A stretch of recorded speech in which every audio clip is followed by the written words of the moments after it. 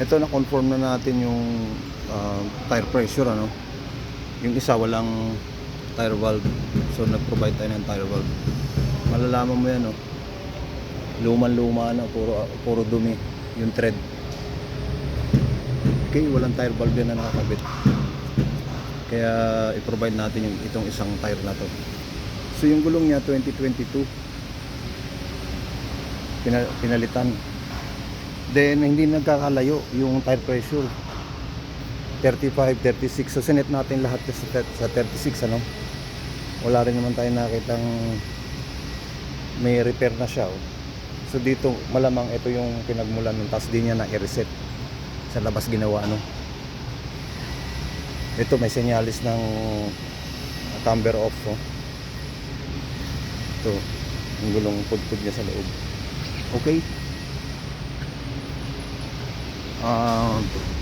So para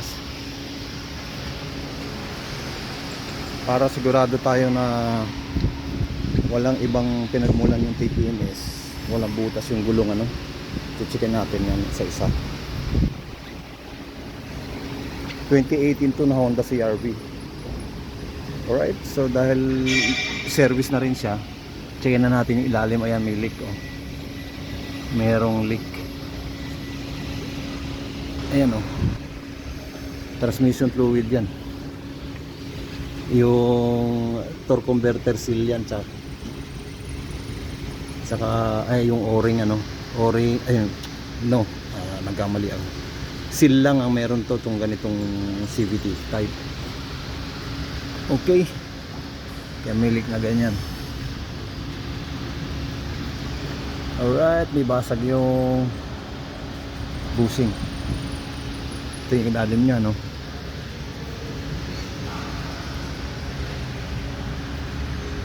Sigurado areglado yan kapag nireset natin yung TPMS nya, na ayos naman yung mga gulong, walang butas. So hindi na siya iila ulit, unless otherwise nagpagawa na naman siya sa labas or naplatan siya, no. So yung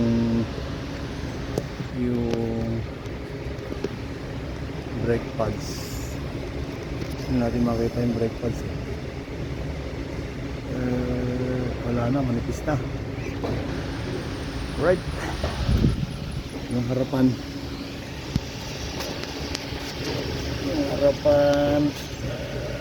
manipis na rin.